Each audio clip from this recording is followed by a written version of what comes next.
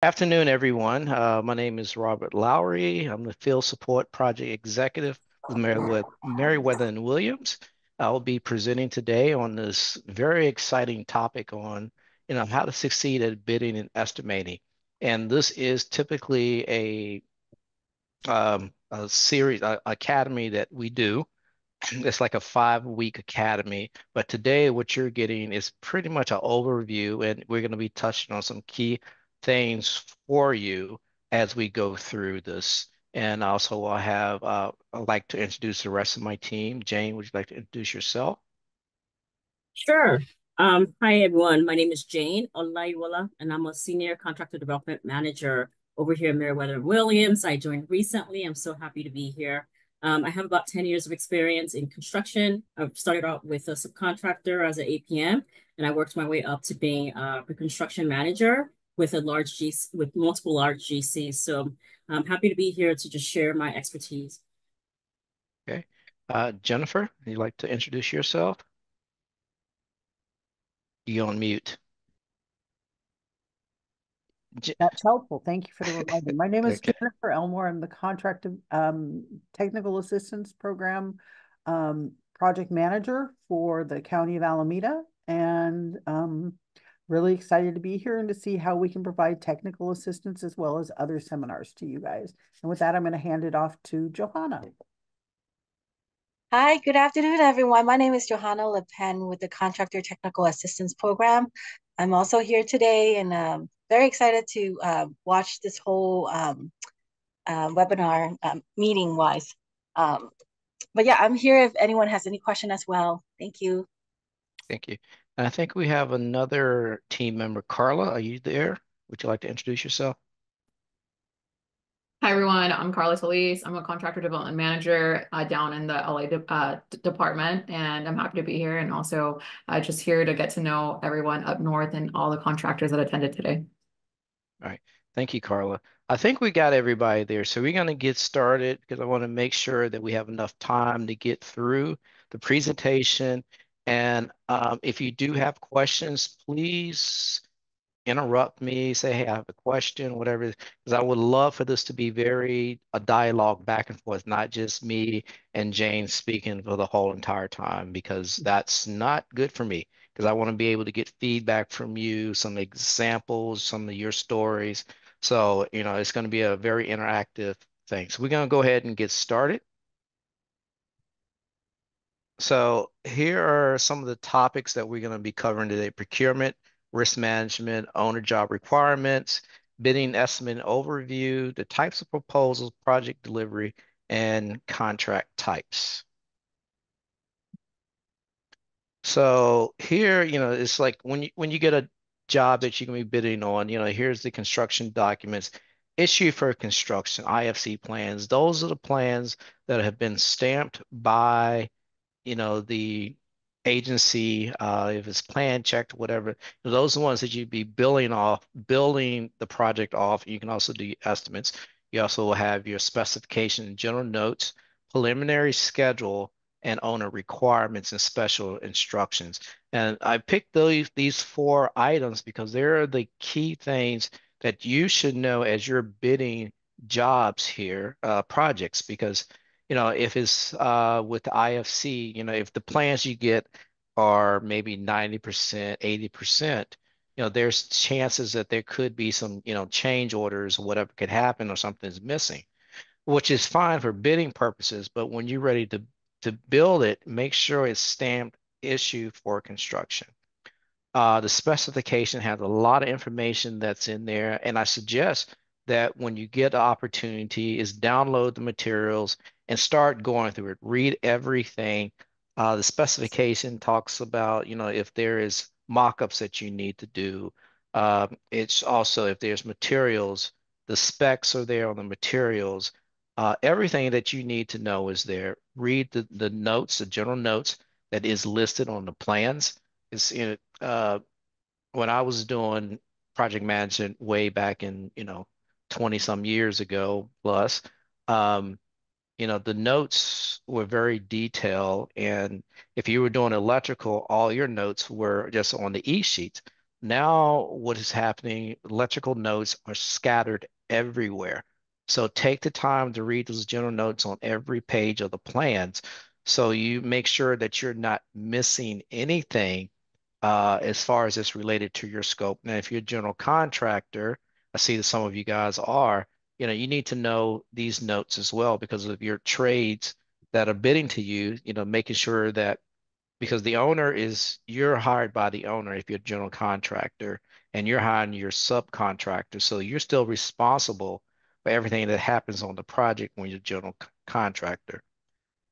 The preliminary schedule is used because that can kind of tell you when the job is going to start. So you can kind of work on your staffing plan. It's like, okay, you're bidding this job and it's not going to start for 3 or 4 months. Then, you can start developing your backlog. And also, it tells you the duration of the project. So when you're putting your general conditions together, you know how many days that you need to plug in your general conditions so that way you're getting paid for your administrations, et cetera, that's with that. And of course, with the preliminary, that's just a prelim. But once you're awarded the job, then you're going to be coming up with the baseline construction schedule. At that point, if you're a general contractor, you're going to go to your trades and say, okay, give me your durations for your activities. And because that becomes part of your contract, that schedule. Because this is when you say, okay, this is when we're going to be done, your milestones, everything is in this detailed schedule because prelim schedule is not very detailed, it's high level. And then the owner requirements goes back to your insurance. Anything that they want you to have is going to be listed there. If it's going to be off hours, weekends, accelerated schedule, and anything like that is going to be listed, even in the special instructions. So I advise you to read through everything so you understand before you even start to bid that, because there might be something in the owner requirements that you might not be able to obtain. So, don't go through the process and you can't bid because you don't meet some of their requirements, like years experience or things like that. So I just want to make sure that you're really aware of that. So Jane, I know you might want to please jump in as well here. Yeah, well said, Robert. I totally agree. Those are great points, and those construction documents are going to be pivotal to your success, when you're bidding this job. So it's really important to kind of keep track of those and to make sure that you know them really, really well. And also make sure that you're bidding the correct set. If there's been past versions, make sure that you're on the latest version. The County of Alameda also has a list of do's and don'ts on their GSA websites for you to keep track of when you're also submitting. So it would be really, really important to also review that list of do's and don'ts. I'm going to include a link right now in the chat for you. Also, the city of Alameda stated in that list that they're going to have, exhibit A's for you to fill out. Also keep in mind that they'll be looking for you to, start asking your questions, right? Because the more you're reading those documents, you're going to figure out that there are things that you're unsure about that you need clarity on. Don't be afraid to ask your questions. Keep in mind the deadlines that you might have for those various, questions that will be listed in your contract documents, right? So when is your pre-bid? When are your questions due? If you think that you'll need a substitution request, do you have the form to do it? Do you have the deadline and the contacts to reach out to make sure that you can actually be approved and your bid will be considered if you are planning on substituting it? Also, if you're going to change any terms of conditions in the projects, let's say, for instance, actually, what's a good example? So let's say, for instance, you don't like the HVAC equipment that was spec'd. You'd like a different manufacturer, and you think that the manufacturer that was specified is just actually not the right fit for the use of the building, then you would probably write that in your list of exceptions and clarifications and say, I actually priced this, and this is the reason why. It's a legitimate, reason why I did that. But you want to be upfront about those things that you're assuming or changing or excluding from your bids, and make sure that that's really, really clear to whoever's going to be reviewing the bids. Now Over to there you, is. Robert. Now that's some great points. So are there any questions? So we're going to be stopping every couple slides and ask you guys, are there any questions?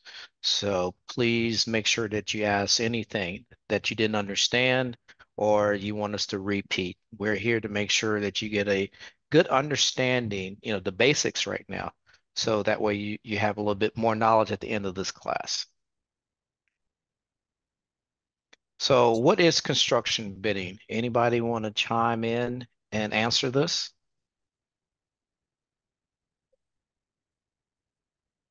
Come on, anybody? There are no wrong answers. I see Trevor smiling there. What is it, Trevor? I'm gonna call on you. What do you think it is? You're still on mute. You have to unmute yourself. Got to There we go. unmute. There we go. So I don't deal with a lot of the construction bidding, but obviously it's anything to do with new builds or renovations projects. Yeah, that's part of it. Anybody else want to chime in? Construction bidding, as it pertains to public works, is the submitting of a proposal that's been generated by the owner, the agency, the city or the county, Caltrans or whoever. And you are submitting a proposal to build that project as defined in the plans and specs completely and without any changes whatsoever.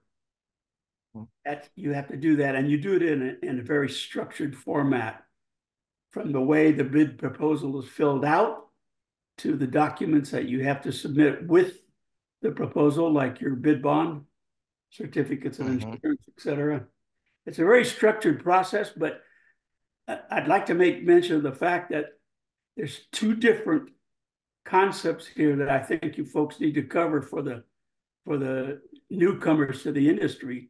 You're right. Yep. As a general contractor, your steps are defined. There are no variations, none, zero. It tells you exactly what they want and how you start to fill out the form. When you're bidding as a subcontractor, you're not bidding to the owner, you're bidding to the primes. And when you're bidding to the primes, that's another protocol method, another format, another industry protocol, if you will. So everything you've done so far, you're exactly right. You're right on. Very excellent presentation. Yeah, thank you. And you're right. There are different pieces to this. That's why it says bidding and estimating. There's two components to this. And people have a tendency to reverse or interchange bidding and estimating. And they're like, oh, yeah, I'm submitting my estimate. No, but we'll go through that. You're right. You're right. So here's a definition that we have come up with to kind of help you with the foundations here. So I'm gonna turn this over to Jane. I know she wanted to provide some input on this as well. Yes, so bidding is a process where you're formulating the components of your projects. And pretty much what you're doing is you're using the known details that you have, your construction documents, for one, your experience that you might have, having done similar jobs, right? And you're trying to guesstimate and identify what the unknowns are. And you're wanting to quantify that a little bit. So there's different methods to do that. And this is what Ed alluded to. So if you're early on in the design phase where, maybe it's a design build project, which we'll go into more later, and where the drawings are still pretty much undefined. It's not completely developed. And that's kind of what we'll consider the estimating side of things, right? So at that stage, you might want to put together a budget. That's what a budget would be. And then you would do your quantity takeoffs, right? And you're putting your price and, consider all the other things that you have to factor into putting your price together, whether it's equipment pricing, whether it's figuring out what your general conditions will be or your project requirements. and you put that together, right?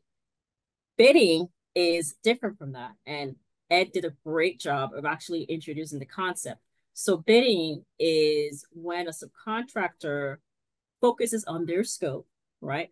On their specialty, on their trade, and compiles a number, a proposal, and sends that up to the GC. And the GC compiles all those proposals together across the trades, whether you're using CSI division, right? Or you're using another method. And then they, you know, consider their project requirements, their contingencies, their general conditions, and what other consideration that they have to include, and then they submit that to the owner, right?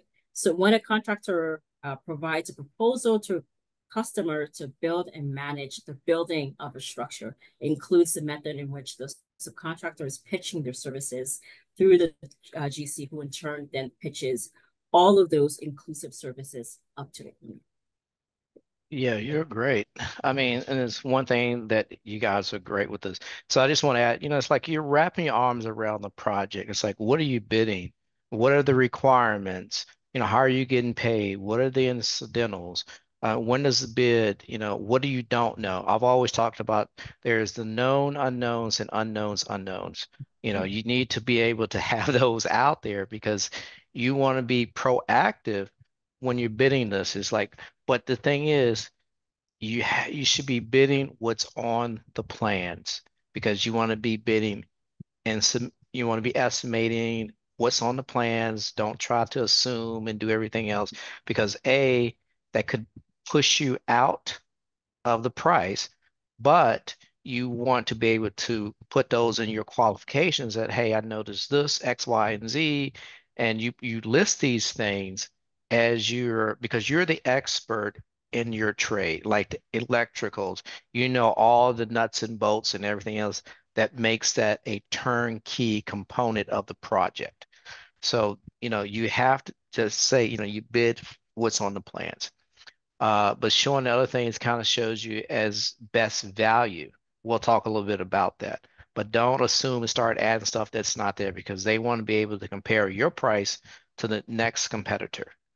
And if you're off, way off because you threw stuff in there that's not on the plans, then you're pricing yourself out. So just one thing, a word of advice from many years, be careful about that.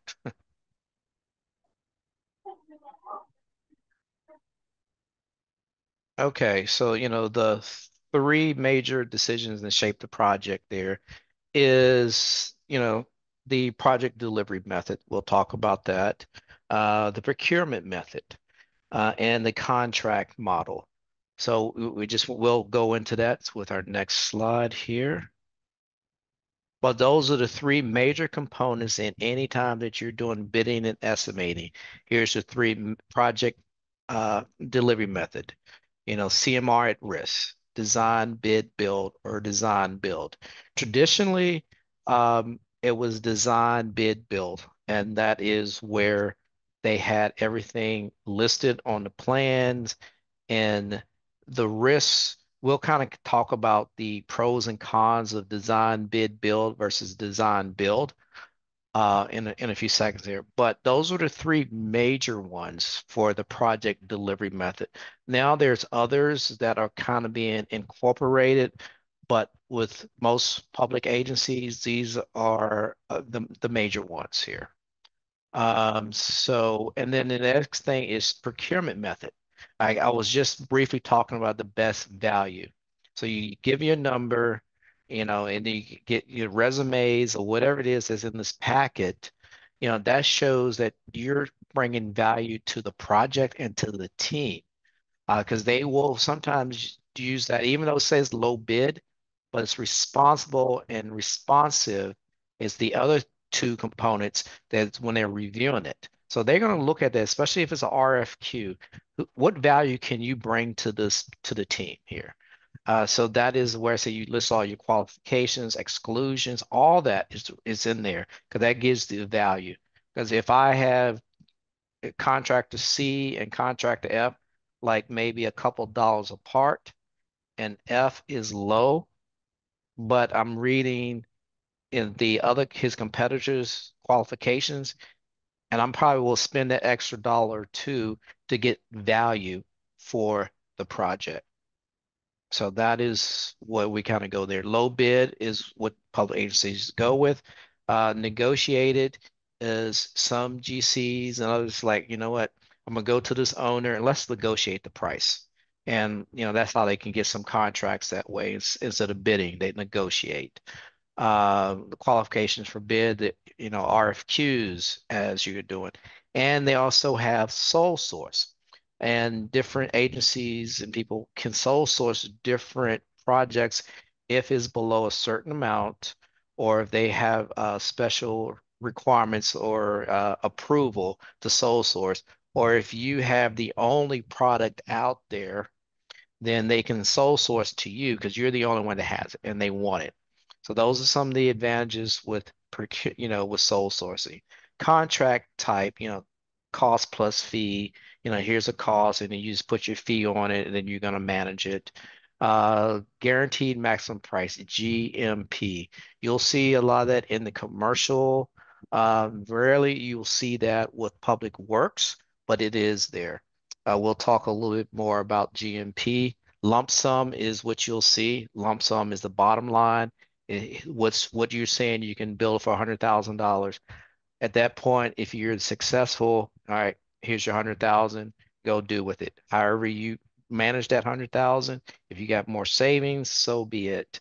That is how that kind of works. Target price and unit price, is kind of unique there.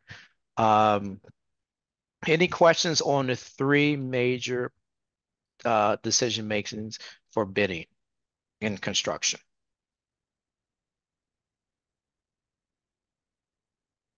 Okay, now we're going to get back to Ed.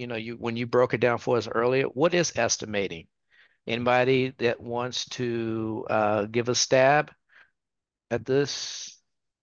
And give 5 seconds before I call on somebody here.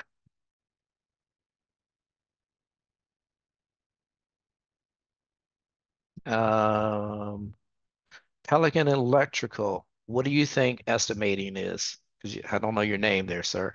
Let's get your company name. You're still on mute.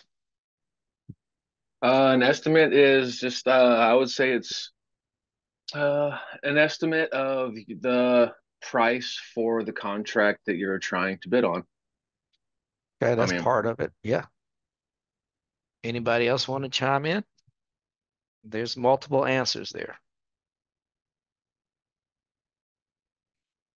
Okay, so it's both a science and an art. It involves both intrinsic and learned skills, and involves risk.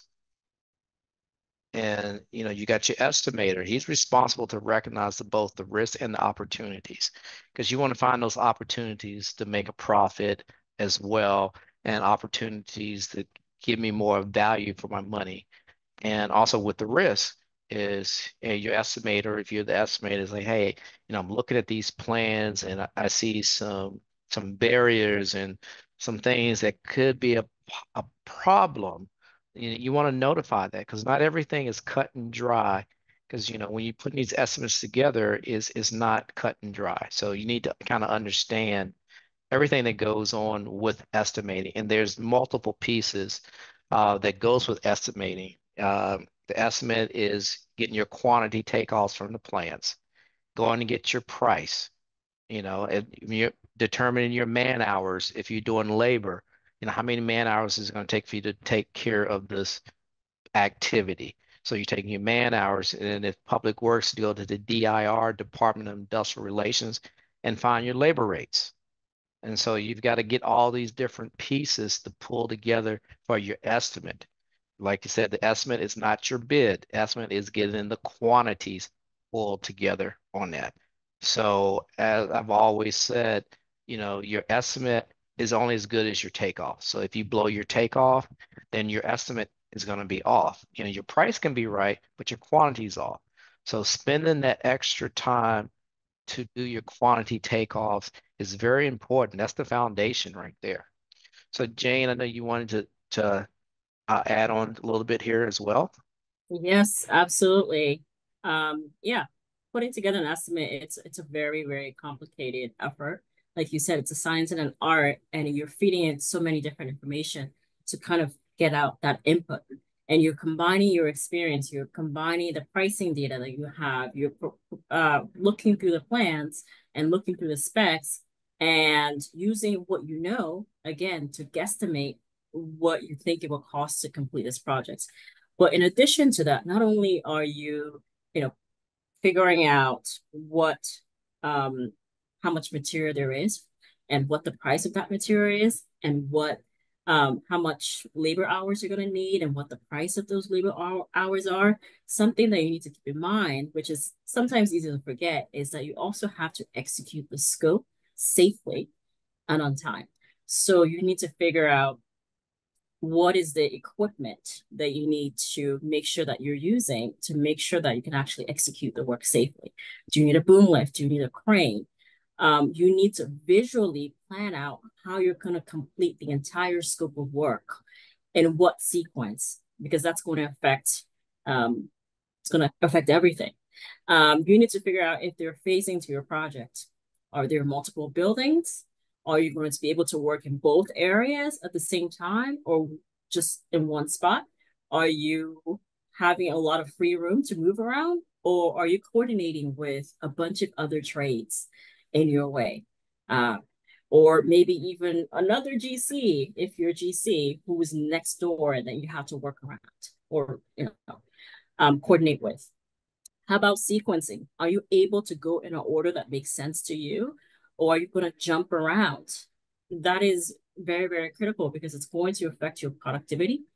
If you're not able to just keep going continuously, if you're stopping and going and moving from place to place, your productivity is not going to be the same. And if you're accounting that you're going to have an easy workflow, well, you're going to have run out of money because you're going to expend a lot more labor hours than you may have anticipated. So you really need to start, thinking about the complexity of your project, the phasing, the sequencing, and literally how you're going to do every bit of work. How are you going to get to the roof? If you have shaft working your shaft, how are you going to make sure that you're doing it safely? Are you tying off somewhere? Are you getting a dance floor? All of those are really, really critical and they're going to affect your price, right? But it's important to also factor that in because you need to be able to work safely to execute your work. Another thing that you have to consider are work hours restrictions, right? What days of the week is your GC or your owner expecting you to work? Is your night work required? Are you having to work on a second or a third shift? Is there OT required? Are you working on the weekends? Are you anticipating any work stoppages? Are you going to ever have to ramp up labor really quickly during any point on that, in your schedule? If you need to get a crane on site, are there limitations? Do you have neighbors that are really close to you? All of those things you have to factor in. And lastly, also you have to think about how are you going to get your personnel to your work area? Is there parking close by? Would you need to consider, providing a shuttle if it's far away?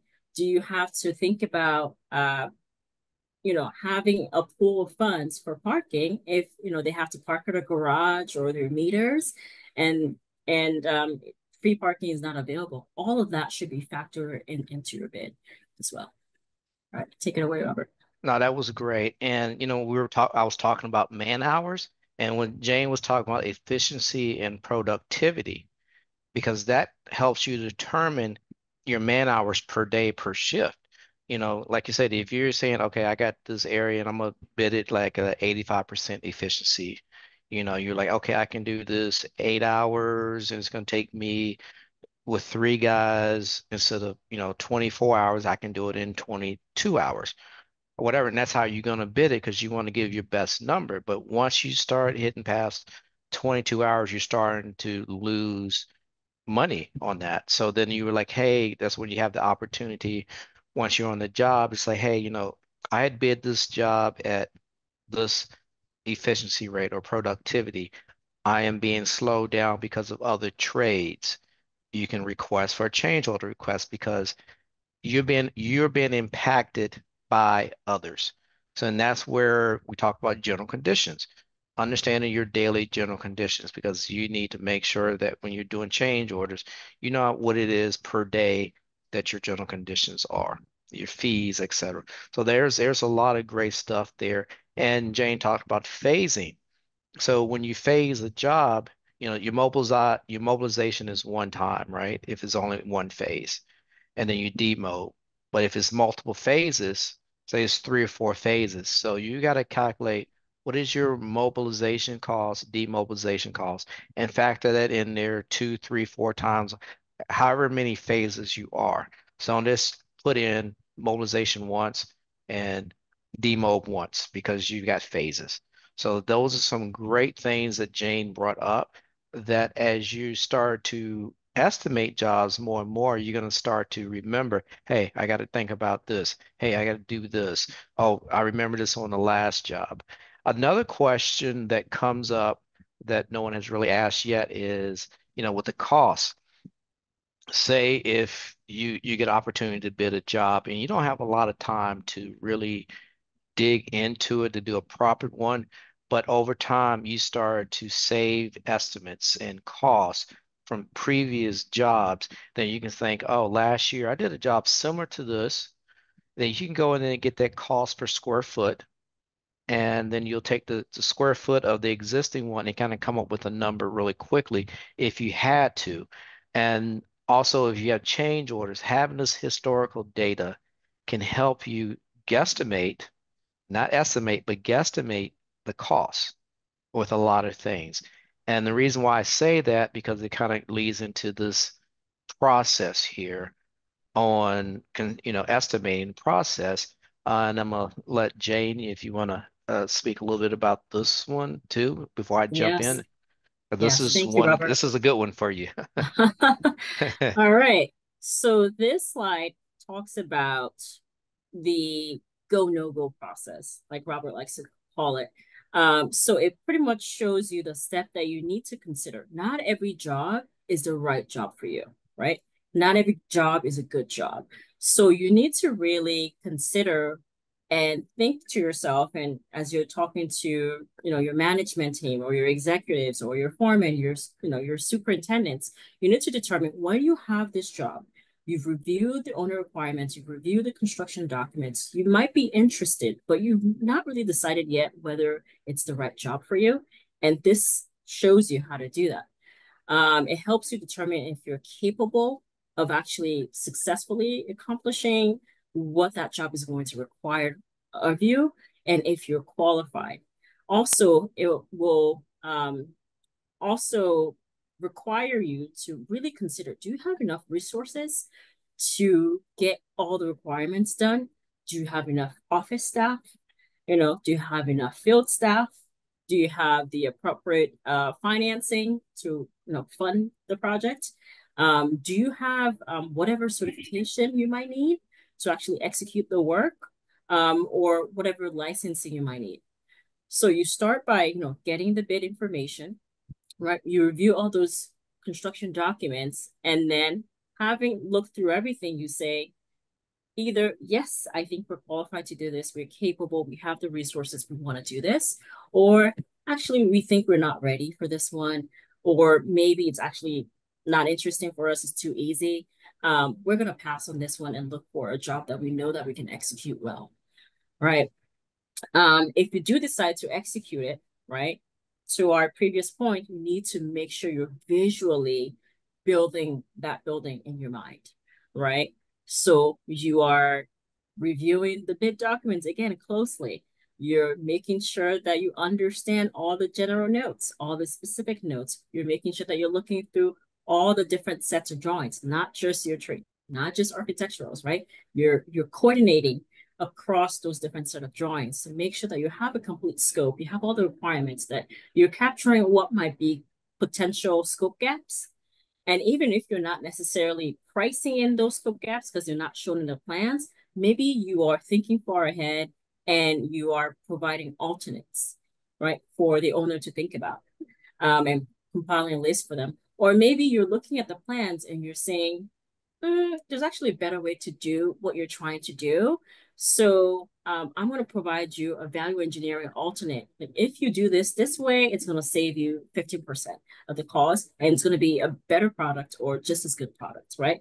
So you don't necessarily have to incorporate that in your base bid, but it's an example of a value add that you can also compile on top of it. It shows whoever your prime is, whoever your owner is, that you're really looking out for the best interest of the owner, right?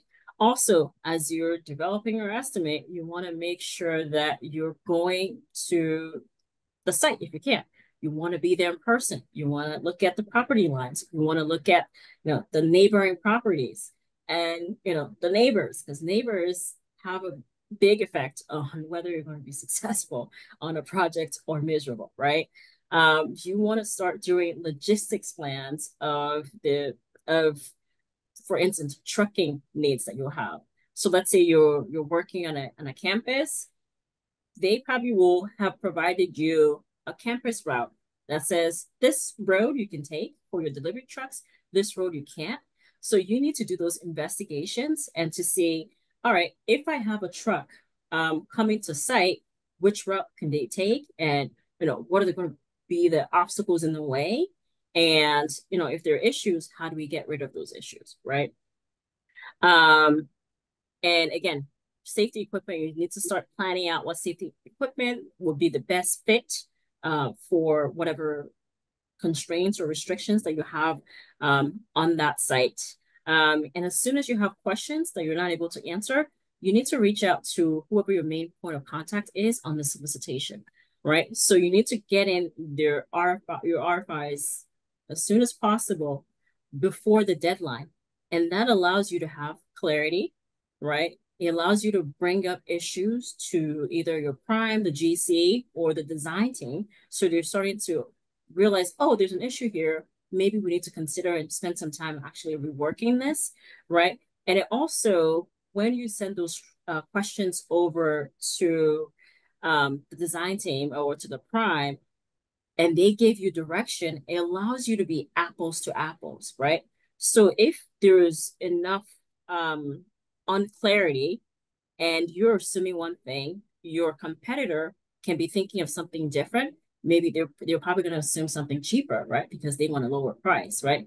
But if you ask that question to the prime, they're able to give you clearer directions that will allow and issue that to all of you. So all of you would bid the exact same thing, right? So you're bidding apples to apples. It's not apples to oranges. And also the amount of effort that you put into the bidding process will show your commitment to the GC, right?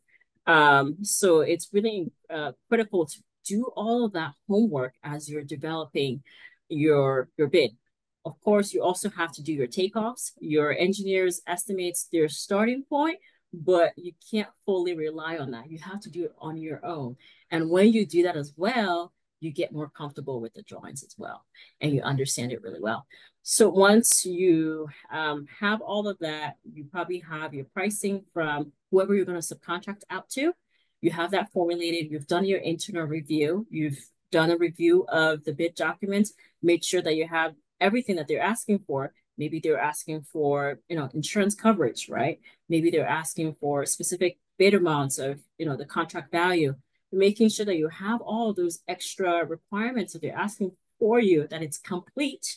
If you need a bid review, Meriwether Williams, we are able to help you. Just reach out to us. And once you have that complete, then you can submit. But it's really, really critical to make sure that your bid is complete. It has not only your estimate, but it also has all the extra requirements that the county is looking for from you.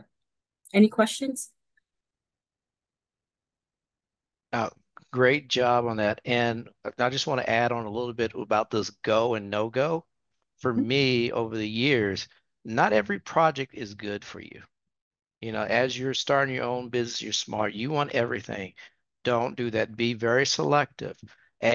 Knowing your clients is very important. Or if you're a special trade and working with general contractors, not everybody's a good fit for you. So you need to, over time, understand who's a good fit for you. And we kind of talk about your backlog. If you got all these projects coming along, it's like, hey, I can't add another one on right now because of manpower or financials. So all those little factors is very key at this point in the game of when you're starting to look at these projects. We also, like Jane talked about, give the service a bid document review. We cannot tell you numbers, but we can say, hey, did you consider? Because, over many years, I can kind of tell if a number is off. And I'm going to ask you a question. Hey, did you consider this? Did you consider this? And then you go back in and adjust your numbers. We cannot do that. The other thing that Jane talked about was RFIs, requests for information to get clarity. Those dates will be listed in the invitation to bid of when they're due. And what they will do after they get all these RFIs, they get them answered, then they send out an RFI response to all the bidders. So everyone has those answers, so they will not exclude certain bidders. So everybody will get that, which is very critical. Do you read those RFI responses and make sure you address it? And, we talked about the equipment and the specs. Some people want to lowball just to get the job, and then, I got the lowest bid, but then you're going to come in and try to do change orders. No. And as I advise you, if the owner or anybody calls out a certain specific piece of equipment that's in the specs, this is don't switch it and think they don't know, because they're going to make you do submittals or shop drawings to review before you can even, get their approval before you can install. So if you say, okay, I'm using brand X, and you put in brand Z, when they come by, the architects, engineers come by to sign off, it's like, hey, wait a minute, that's not right. Then they can go back to your performance bond because of public works and do a claim on your performance bond because you were substituting without getting prior approval. So we're telling you just to be upfront, straight, honest from the get-go so you don't get in trouble, so there are no claims. Any question? I see anything else before we move on here? Well, I would just piggyback on what both you and Jane said, and you're exactly right, times 10. Whatever it calls for in the plans and specs, that's what the owner is expecting. And as you just mentioned, if you try to substitute something without prior approval, it won't happen, number one.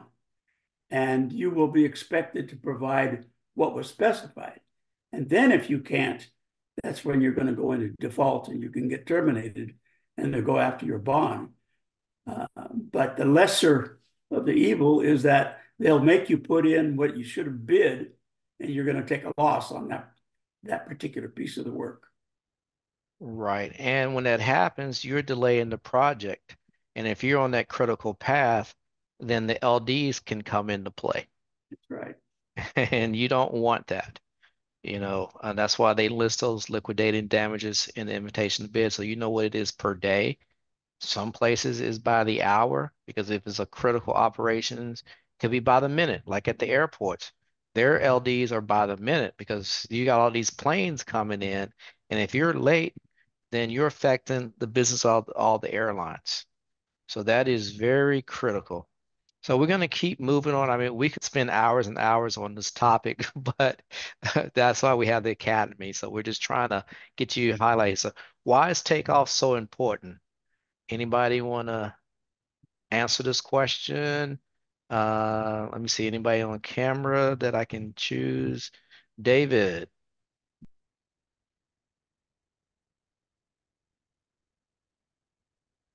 Yeah, I mean, kind of what we've been saying a little bit all along, right?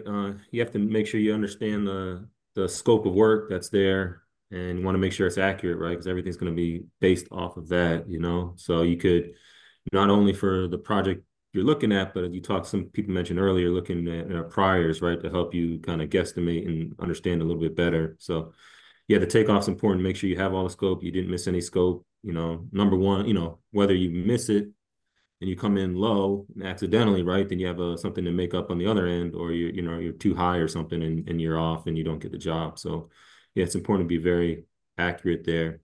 And like everyone's saying, I think, you know, asking questions, right? If something's not clear, right? Or if there's a conflict in the documents is important too. So it's part of it. I'm sure there's some other elements. No, that's great. It's great. So, it's the foundation of all estimates, the takeoff. I mentioned that earlier. So you get the plans and you start doing your takeoffs. Um, but be advice that, back in the day when you go out there and get the plans, you make copies, photocopies, that scale starts to shift a little bit.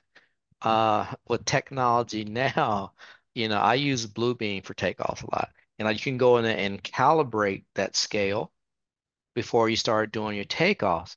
Because if your scale is off, then your estimate is going to be off. And the estimate is only good as the takeoff is. And if the takeoff is wrong, then your estimate will be wrong. So, Jane. Well Yeah, said. in our company, we tell the young employees, this is our one shot at minimizing the risk, because if your takeoff is just as you're saying, if it's accurate and you get a current quote from your supplier on the price per yard for the concrete or the price per ton for steel, whatever, then your math gives you the correct dollar amount you need to plug into the spreadsheet. Mhm. And if you get the job and give them the PO right away once you're awarded, that price will hold, and you won't take a loss on that, because your quantities, you calculated 100 yards of concrete, and that's what's going to take to pour out there. So it's a great place to minimize your risk. And in our company, we really stress that takeoff accuracy big time. Right. And, it's like, don't wait to the last minute, because then you're going to have errors. And you want to build in enough time so you can go back and double check. Just like when you're out there measuring, you're going to measure twice before you cut, measure 3 times before you cut, because you only get that one piece of equipment or material. You can't screw it up. Countertops, you're going to measure, measure, measure. Same thing with the quantities. Check it twice, a couple times to make sure it's right, because you could have transposed a number by accident and everything else is there. So this is the foundation right here. Jane, I'm sorry. And I think it's important too Yeah. at all Right. levels, right? GC or sub, any, you know, even if GC, right, you're getting numbers in, it's good to have a takeoff. So if I get a number in that's super low, it may look great, but you know, if I didn't do the takeoff right, or I don't even know, then you don't have, don't have a foundation to, like you said, to understand where it fits in the big picture, and you get, hurt there too. So. Right. And that's the whole thing. You said that when you get multiple prices, Jane talked about earlier, you do your engineering estimate. So you have a foundation of it. Then you get multiple bids for the trades. Don't just settle for one. I would say a minimum of three. Because at that point, you can do a bid analysis. It's like, okay, making sure that, okay, this guy is way too low. I'm sure he probably missed something. Then you can ask the question, hey, did you include this? What about this? Then you got one that's super high. They probably just gave you a number as a courtesy and because they weren't interested. So you've got to start to take that time to look at those multiple bids that you got for a trade. And that's where you can be right on point as your general contractor with your number, because you got to rely on your subs and everyone else. And if you're a trade, you got to rely on your suppliers. So it filters flows all the way down to the bottom with the takeoffs. Yep. Yeah, that's really critical. And there are a few softwares that you can use to do your takeoffs. Robert, you mentioned Lubing, and that's a pretty good one for, architectural trades. And it's pretty affordable. You can get a subscription for about, 200 to about 400 per year. But there's other softwares, but they tend to be a little bit more expensive. And I know that, in this call, there appears to be quite a bit of MEP subcontractors. So HVAC, electrical plumbing. And I know that there are specialty takeoff softwares as well that you folks use, a little different from Bluebeam, just to get a little bit more accurate pricing. So AccuBid, IntelliBid. Does anyone, if you could just put it in the chat, does anyone use any of those software? And what is your favorite takeoff software to use? And also, we will have this slide presentation available for you after. So you'll have a lot of this information that's in there. Okay, I got to keep track on time here. So, all right, we're going to be moving over to project delivery methods. And we briefly talked about design bid and design bid build. And quickly, I'm gonna kind of go over the difference. Like I said, the design bid is the plans are conceptual. And the reason why this is happening, the owners are trying to shift the risk from them over to the general contractor and your team. That's the first thing. The second thing, it speeds up the timeline for the project because they come up with this concept with their design team. They send it over to you. So you are taking more risk. You control the duration of the project time because they don't have to go back to many reviews with their teams and everybody else to get sign off. So you're starting to see more and more design build in the industry because it speeds up the process and it throws the risk on the general contractor. The general contractor, what you're doing is you're putting a team together. MEPs, your important trades. MEPs should be on your team when you going after the design build project. It could be trying to, you want to make sure you get some structural engineers on there. If there's anything like that, you want to kind of put a team together. So you are then putting your price together that's going to be submitted to the owner along with everybody else. So, these numbers can be very different when it's a design build. So that's the confidence because you send a number, they might do an interview process to make sure you're the right team, you're the right fit. So there's a lot that goes into design build. Design bid build is apples apples. The owner takes on that risk. It takes a lot longer for them to get the plans out, get the funds appropriated, everything. So it's more on them and if there's an error or something that's happened, yes, on the owner, but it's on his design team. So then he's going to have to go back to his design team and say, hey, you missed this because my general contractor has submitted a change order request for errors and omissions. And so then they're going to go back and forth of, all right, who's going to pay for this? Is it going to be the owner or is it going to be the design team? Back and forth. So that slows down the approval of change orders. So this is why you're seeing more design build to speed up the process there. And you're the experts. So you should know how to do these different components to build your system. You're the expert at it. And that gives you a little bit more freedom to build it the way you think it should be. Because that's the quality that comes into place too that we really haven't talked about. The quality of your workmanship because you're building this history with this general contractor with the owner. It's like, hey, these guys do great work. I want to use them again. I'm gonna keep them on my bidders list. When you start, doing shabby work and everything else, then they might not want to use you again. So it's putting your best foot forward at the very beginning of that.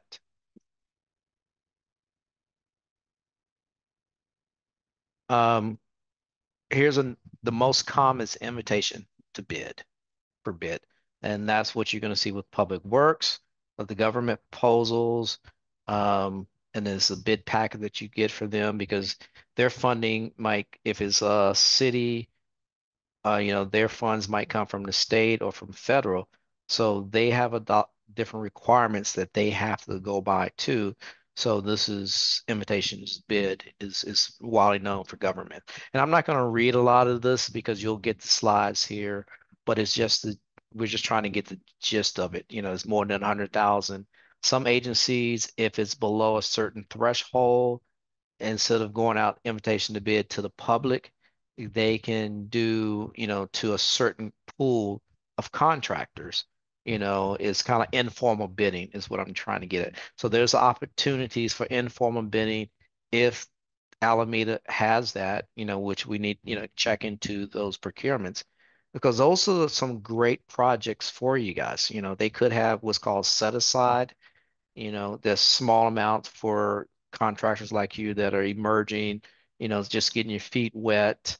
Or it could be a bigger project they can unbundle for the right size for you. So understand the invitation to bids, informals and all that is what this was it about.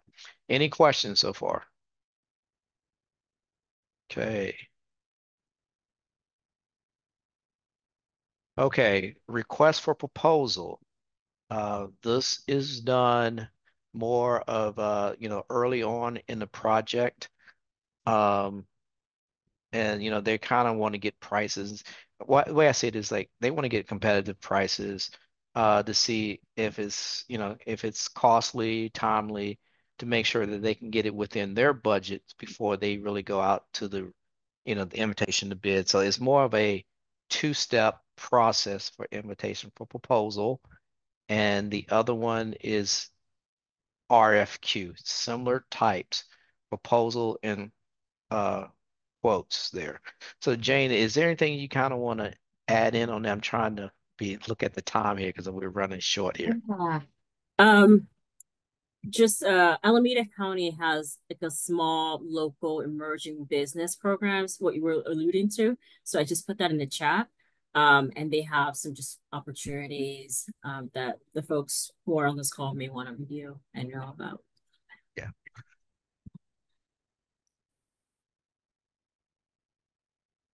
And the third piece to this is, the contract types. What kind of contract are you going to get? Lump sum is what you're going to see majority of the time. The bottom line is what you get. I don't need to see how you pay people, et cetera. This is all you get. There could be a clause in your contract. Lump sum is like there'll be no change orders unless the owner or design team will make changes. So if you're trying to lowball on this on a lump sum, that's the risk that you're taking. Don't come back to the owner and say, I need some more money. I was super low. I'm sorry, because we're gonna ask you, is this your best and final number? Did you include stuff? So lump sum can get you in trouble if you're trying to beat the system. I see Jane came off mute, so unless she wants to say something on this one. Yes. Yeah, I mean, you're taking on a lot of risk when you're doing this, right? And there's no guarantee that you're going to get compensated if you're out of pocket for it. So, yeah, just Right. agree. Right. And this also comes down to I'm trying to monitor questions too. I might have a question there.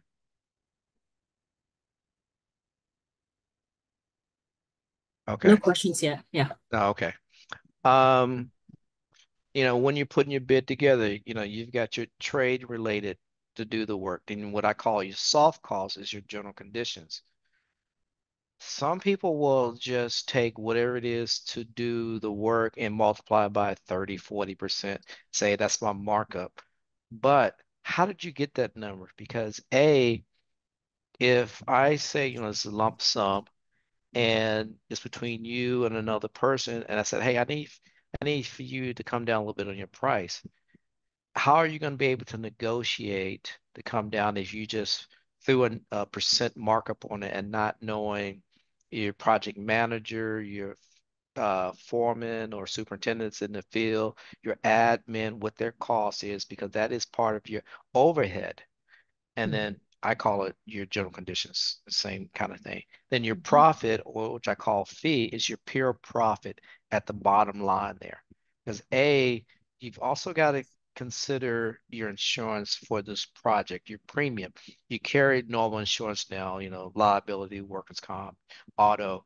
But when you're pricing a project, you want to get in touch with your insurance rep and say, hey, look, I'm looking at this $75,000 project. What would my insurance premium be for that? You want to plug that number in there. It permits, you want to plug that number. All that stuff is below, I call below the line. And then you will take that, multiply by 8, 9%, and that is your pure profit. So that's how you can come up. Most jobs, it's about 23% markup, from the actual work, but that's how you can get, your general conditions plus your fee. That way you can negotiate if you have to on your price. But if you don't know how you got that number, you just threw in a bucket number, and when you need to do your billing, your schedule of values, and you don't know where to put these numbers, then you're in trouble 'cause then you can't bill because they want to make sure that if you're doing progressive billing, that they can quantify that you have gotten 80% done of this, then you can do your GCs and insurance all 80%. Mhm. So you can't just throw your number out there and say, I'm done. No, because you want to track it internally so you can make sure that you're not overspending on a certain line item on your admin. Mhm. Because people are like, oh, I'll just put this admin on this job full time. And then they're charging full time to that project, and you only had it maybe 10% of the time for 40 weeks. Okay, you blown your profit, you blown everything out the water. So that's the critical thing about lump sum. Unit price contracts. They're gonna say, what is the unit cost for for these lights? Give me your unit price. Like that's a different type of, cost plus. I'm not gonna go into a lot of it, but this is where they guarantee maximum price. I want to speak a little bit about that because that is you put out a number, but at the end of the day, if there's unused funds or scope, that has to come back to your general contractor or to the owner. So they're going to reconcile at the end because they want to see if there's some savings. And with GMP contracts, there are times where there's going to be contingency added. So this is all inclusive funding from their funding source. And they don't have to go back for additional funds for change orders because they're carrying contingency on GMP. Well, they carry contingencies on lump sums too, but what I'm trying to get at with guaranteed maximum price, your books are open.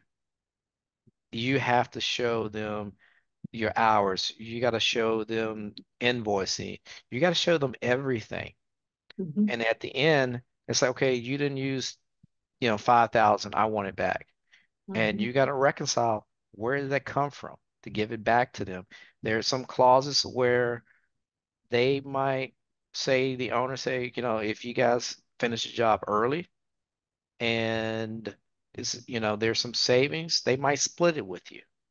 Mhm. So there's a lot of wiggle room with GMP, but your books have got to be on point with that is what I'm trying to get at with GMP.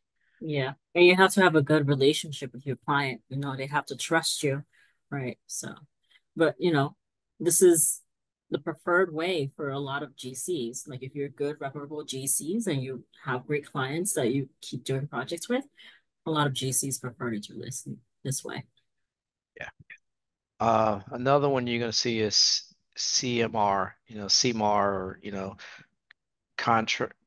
I'm running it out of my tongue here. Is construction management at risk, which is similar to a GMP. We can go further than that on the arenas. Bug me one time here. And P3 is is something that's becoming more and more. I'm not sure if Alameda County has P3 projects, but those are huge projects where it's the public, there's the private, and I just ran short on the third one. Partnership. I think. Partnership, yeah. Yeah. It's a three piece, it's a P3. Mhm. Those are really good projects to get on too, because the funding is coming from multiple sources. They're good opportunities. It's something new way that things are coming out there. So are there any questions on the contract types? Okay, I'm gonna get this up here so we can.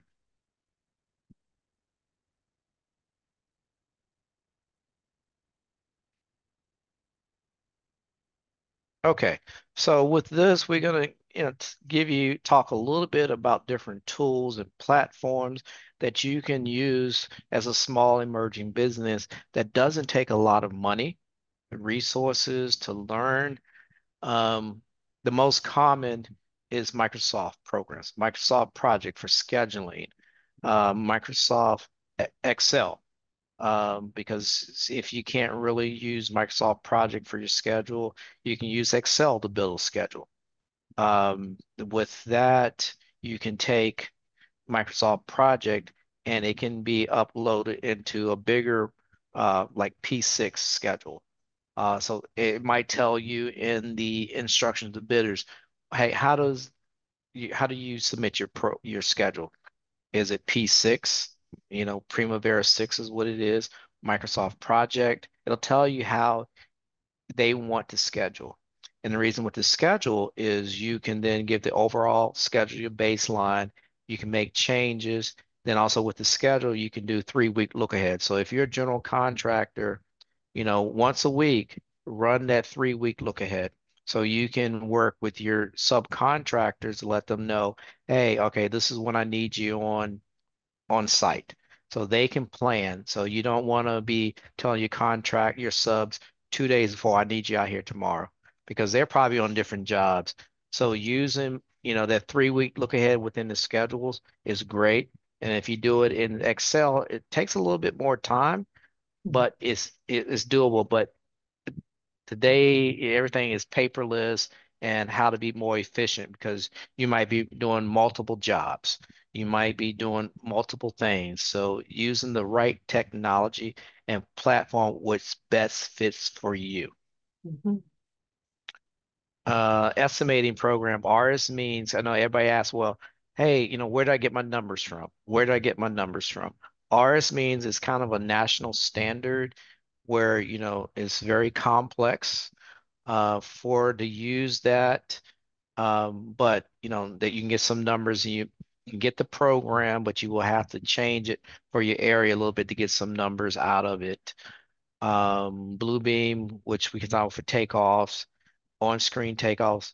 Uh, Plan grid is what you can use for your, and it can be on your iPad. It's great for your field people to use PlanGrid. You can upload all the documents, all your plans in there, and they can do RFIs from this PlanGrid. You can do your daily reports, safety, you name it. So, PlanGrid is something that's feasible. And once you start looking at it, I wish we had the time to go into it to show you some examples, but it's really good. Jane, if you want to kind of chime in on the others here, I'll let you finish Mhm. out the slide. Yes, so FieldWire is another project management tool. It's very similar to PlanGrid and Procore. Procore is it's that platform that a lot of the biggest GCs use. And because they use it, they kind of require a lot of their subs to use it as well. So you might be required to use it at some point. And then P6, which we already spoke about, is a major, probably the gold standard for scheduling tools right now. And then there also is an online tool called Monday.com that not only helps you with project scheduling if you need it, but also it will help you with like your administrative business side of things, and with collaborating with your team members if you do decide to use that software to do that. And Robert mentioned that we're going to be distributing the slides or the PDF to you, and each of these tools have a link attached to them that shows you a quick video about how to use those tools and the advantages to you. So it's worth just taking a look and seeing what's out there because the industry is evolving so much and we have so many tools that maybe didn't exist 10, 15, 20 years ago that are now available for you to use to work smarter and work better and to project professionalism and and to collaborate better with all your partners in the industry. Right. And another thing I just want to add in with P6 is like the most common and it's Excel based. So Microsoft Project can be uploaded into P6, Excel can be uploaded into P6, but you cannot go reverse from P6 down to Microsoft Project. So that's why if you're a general contractor or anybody and your suppliers, subs can only do Microsoft Project, take that, then you can upload it into P6. And then they can get the online version where they can go in and change their activity that's been assigned to them with the actual start date, percent complete, and end date. Those are the three things that you can do as a team on Microsoft Project, which is great. Uh, the agencies like P6 because they can go in to that schedule and see it at real time without even going to the GCs to ask for, hey, give me the schedule. They can go into this if you give the owners right access to it, and they can see what's going on at, in real time. So that's a plus with that as well. But the question I want to ask people is, what should you include in your schedule?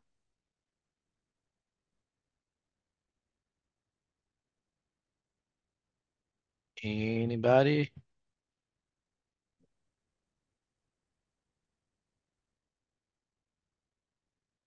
Okay, so the items that you should include in your schedule is long lead time items, because that's driving the duration of the project. Because if you're HVAC or electrical, some of these items takes forever. Um, and that's, the clock is ticking. You can say, oh yeah, I can be on site in 2 weeks, but no, these fixtures takes 4 weeks. Your schedule's blown.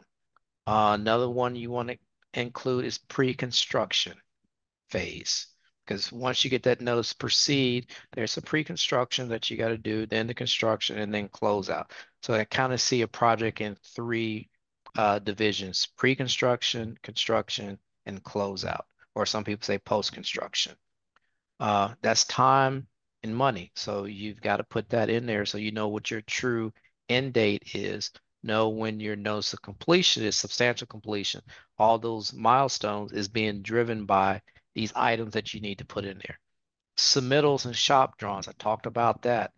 There is a process. So, once you get approved, you got to start getting to your suppliers, getting submittals, or you got to start doing your shop drawings on mill work or whatever it could be. That takes time. That needs to be in your schedule. Then once you get the shop drawings, submittals, then you got to stamp them and submit to the architect of records for them to review and approve, and that takes 3 days. You'll see it in your contract. How many days do they get to review and approve shop drawings? You got to build that time in there. So you got to dissect everything so that way your schedule is accurate. Um, some of these programs have templates that you can use to build from, which is great. It kind of saves time, but you still need to know how to do that. So all those items should be in your schedule to make sure that you have a complete, accurate schedule.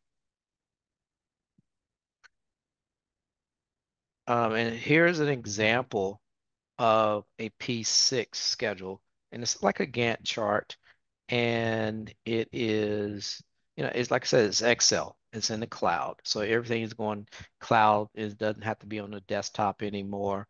So that is what that is, and the price range for this P6, it's about $2,000, and the lease is about 500 a year. The host is about $99 a month, so it's very expensive and it's not user friendly at all unless you're a guru at this and you take a couple classes. But it adds value if you can conquer this, which I would say go for it.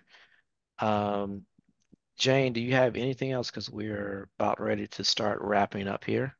Yeah, I mean, I hope everyone is familiar with what a Gantt chart is. It's sort of the right part of the schedule, and it just shows you the relationship with the various activities that are happening on site and how they're tied together, right? So it might be like a start to start kind of relationship. Like I can't start this activity until this other activity starts, or it might be finished to start and so forth. So it just kind of visualize how the various activities are connected to each other on the job. And if let's say that this was we were in P6 right now, there would be a scroll bar that we would be able to push to the right and would see the entire duration of the project.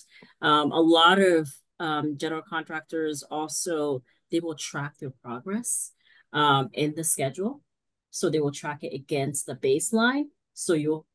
So if they're putting in that information, you can tell over time, are we on track on schedule? Are we on track with the schedule or are we behind schedule? So it's a very, very valuable tool. Um, yeah, and I hope you folks, invest in getting time to really understand that because it's a very critical part of your contract. Right. And Microsoft Project has the same capabilities of tracking your baseline versus actual. You Mhm. start to put that in there and you just set up the view so you can see that you're tracking. And it also will identify the critical path for the project.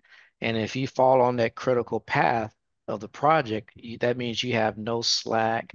You have to be dead on at all times with your start and end date because you could push out the end date if you're on that critical path. So a lot of stuff that we're talking about, we do have monthly workshops geared to, particular topics. So like I said, this was just an intro to bidding and estimating. There's a lot more pieces to it.